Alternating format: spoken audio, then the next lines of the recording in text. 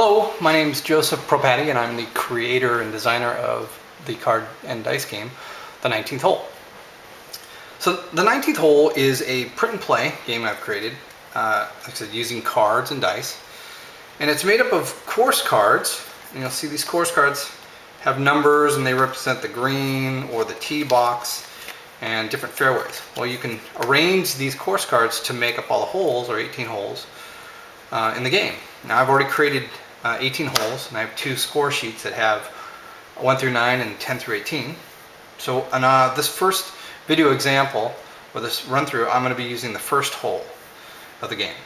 So we have course cards, and then we have our club cards. Now these club cards are all the odd number clubs, 1 wood, 3 wood, and then we have our 1 through 9 on our irons, and then we have a pitching wedge and a sand wedge. And you'll see that they have these range of numbers 1 through 6 and these different degrees of angles, and all of them have their set distances. Each player has a player ball card. Now when you get this, you'll have a little white dot. You want to cut that out so you can see through the card. And on the player ball card, this player 1, you have on the right hand side the power meter, which goes from 1 to 6, and this is what manipulates the distance of your shot when you roll for power. And on the left hand side you have your elevation, which is a 1 through 6, and this is whether you have a high shot or a low ground shot. Depending on what type of shot it is, if it's really high you'll lose a little distance. If you get a longer shot or a low shot, you might get a little distance. So that makes up your power and elevation off your player card, and that represents for each club. And we have a shot preparation card. This is the meat of the game. This is where each shot you run through the mechanics, and this is what tells you how your shot was.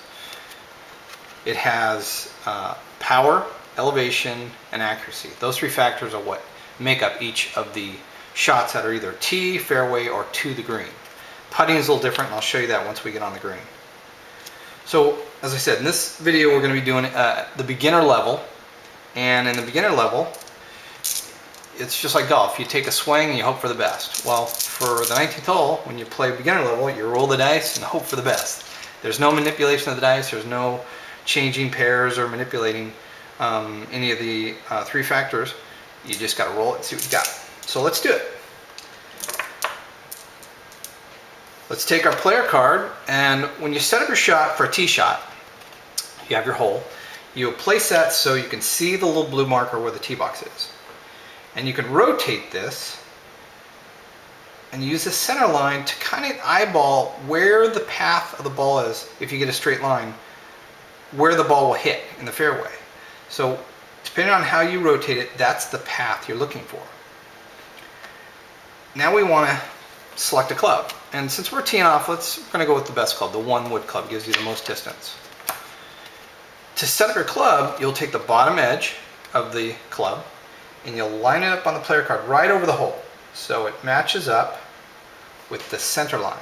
So you could kind of think that if I did a perfect center shot with all normal ranges of power and elevation and accuracy, that's where your ball would be, right in the fairway. Now, as a beginner, we're going to be lucky if we get that, but we'll see what happens. So we've got our player card down, we've got our club selected and laid out. You cannot lay your club down beforehand. You have to eyeball and figure out what are the distances and what do I need as my club. So right now we know we're doing a wood club, it's teeing off, we're pretty safe there. So what we do, roll the dice.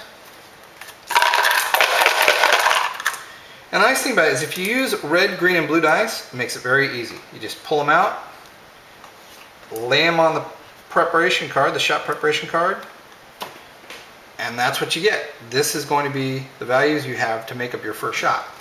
So once we have those rolled out, we take our reference sheet, which has your power, your elevation, and your accuracy.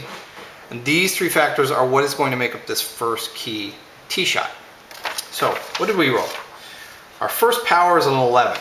11 out of 12. That's pretty good. That's a strong stroke. So we have 11. We look for 11 on the 2d6. Overpowered, great distance from the tee.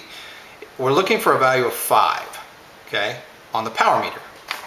So what we do is we come down here and we have on our right hand side the power levels. We come down to 5 and we take the player card and we slide it up so it matches up with the line for the 5. And we take our club card and bring it back right where it was, right over the hole. So now that is the distance you received for that shot. So if it went there, I mean, that's as far as you got on that shot, which is pretty good. It's over the average length of that club. So we look at now elevation. We rolled a 6. So we come to elevation and we come here 2d6 and we have a 6. That's a nice level shot, nice tree line shot. And we're looking for a value of 3. So on the elevation, on the left hand side, we have our elevation meter. And 3, since it's level, you're already on it. So there's no manipulation of either shorter or longer on this drive. You're good. You don't have to manipulate the cards anymore. Now we have accuracy. And you'll notice with accuracy, you really want to get in the middle range for that straight shot. And since we rolled a 7, this beginner is doing pretty good. He got, boom, perfect. Perfect straight line. You're looking for the 1 on the value. So, since you have a straight line, you can slide the card left or right. Doesn't matter. You're going to be looking for this 1. So we'll just slide it over so we get the corner that matches up with the hole, right? And that is the nice, perfect straight shot.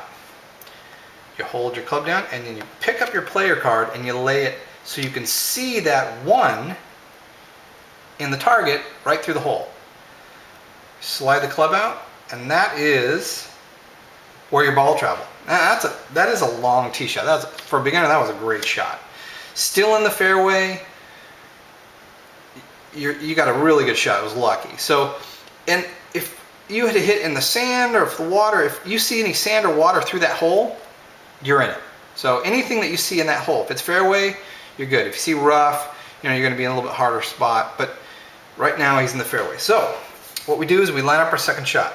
Now we rotate our card, our player card, and you try and line it up just so you're right at the tee, right at the pin, from tee to pin. So we look into that pinhole, and we have to figure out our distance. So we know that this little white dot, these markers, give you a heads up on how much distance you have left. So white means 150 to the pin. So from here to here is 150, and we're probably a good 20 or 30 back. So what we'll do is we'll look through our club cards and we'll look for something that's about 180, 190, probably 180. We'll try a 3-iron, which is 180. Let's see how that does for us. You do it just like you do the tee off. You lay your club card right over where the hole is. Keep that center together and roll the dice. So on our second shot, let's see what we get. Again, lay your dice out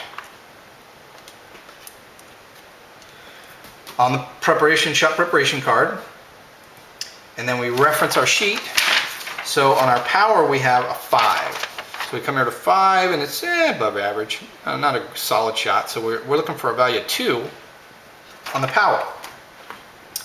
Since you are already on the 2, don't have to manipulate anything. If it was a 3, you'd get a little bit more normal shot, so that's what the normal shot of that club would be. And we rolled for elevation a 7.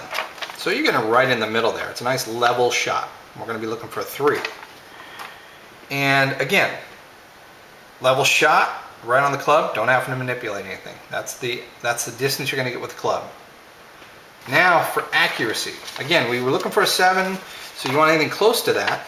We rolled an 8, so we come down here, we find 8, which is just a slight pull, slightly to the left, or excuse me, slightly to the right. And we're looking for a value of 2. So what we end up doing is, so we're looking for a right, it's going to be going to the right, so we will slide this club card to the right till we get that corner right over the hole, right?